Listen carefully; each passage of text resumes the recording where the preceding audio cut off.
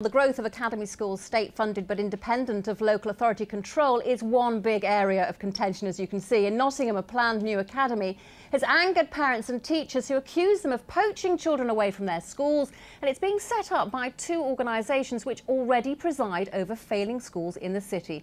Here's Jane Dodge. The current uniform is high-vis jackets. In 6 months' time, it'll be blazers and ties. The site of the old Dunkirk fire station is to become Nottingham's latest purpose-built academy.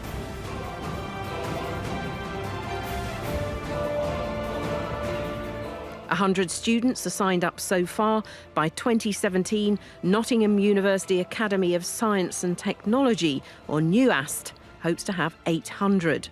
They'll start at the age of 14, study from 8:30 to 5 every day, and take technical qualifications as well as GCSEs. There's a real collaboration between education and employers, and a real enthusiasm. And indeed, the academy is part of the Nottingham City Council's growth plan, because they want to make Nottingham the city of science. The University of Nottingham and the Genogly Learning Trust are sponsoring the academy. It's not their first. There's Nottingham University Samworth Academy and Genogly City Academy. Both were rated inadequate by Ofsted in recent inspections. It's hardly a ringing endorsement, is it, for this one? It's all about collaboration, and I think you'll find that the city, despite the challenging Ofsted assessments, they will take it forward collaboratively between the local authority schools and the academies, and they will share good practice, and standards will generally rise. For this academy to succeed, it needs to persuade parents it can offer a better education than other secondary schools in the area.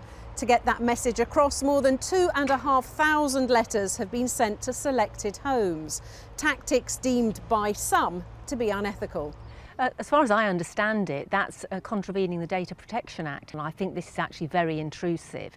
And in terms of the other secondary schools in our city, if I was the head of a secondary school, I would be hopping mad, and I would be very worried, because if children are effectively being poached from other secondary schools, that has enormous implications for the school's budget and for their forward planning and their resourcing, and for all the children that don't go. It's the role of local authorities that's incensed the head teachers we've spoken to.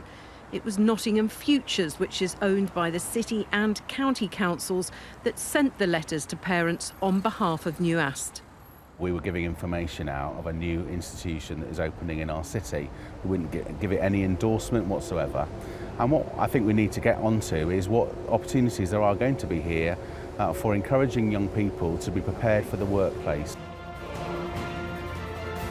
NUAST says it wants to produce the next generation of world innovators. The clock is ticking. Ofsted has warned improving performance in schools is one of the region's greatest and most urgent challenges.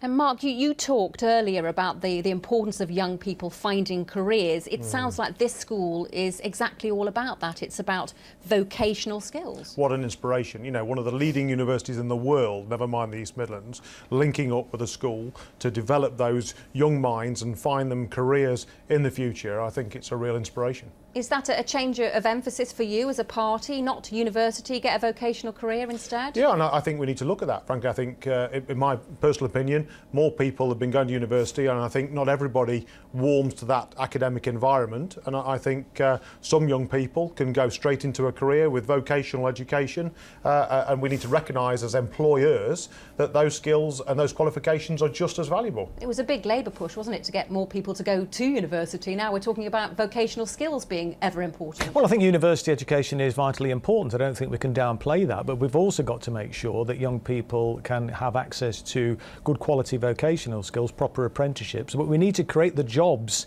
in order for young people to be able to use those skills when they leave school, and there is a real challenge there, I think, to make sure that we sort the economy out to generate those jobs. We need a renaissance in our manufacturing industry. We need a massive push on the construction industry too. There is a huge housing crisis in our country.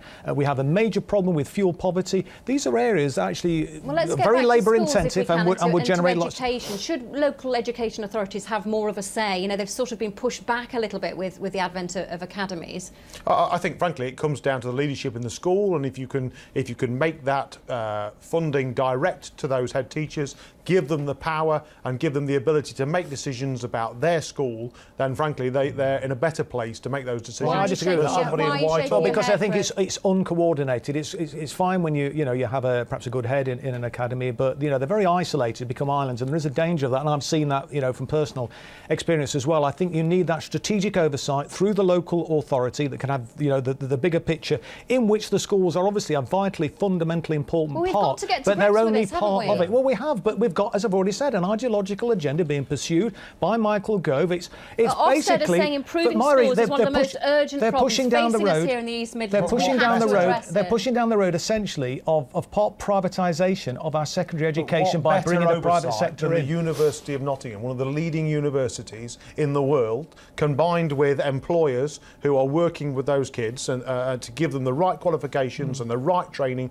to give them a career in the future. So Ofsted say this is a priority. What are you doing to make sure it is? It's about making sure that the funding goes direct to those leaders in those communities, in those schools, and frankly parents will vote with their feet, and I think that's what terrifies some of these people, that they'll lose their pupils to better qualified and better schools. Will we lose schools? I mean, look, it's just, this is just crazy. It's just fantasy land. I'm sorry, Mark. I mean, you've got to have a strategic approach. We have a responsibility, surely, to all our children. We have this uncoordinated arrangement which is being pushed by Mark and his party, which will leave some kids behind and enable others to excel. Well, and we've got to make sure that we lift all kids up. What a priority education really is.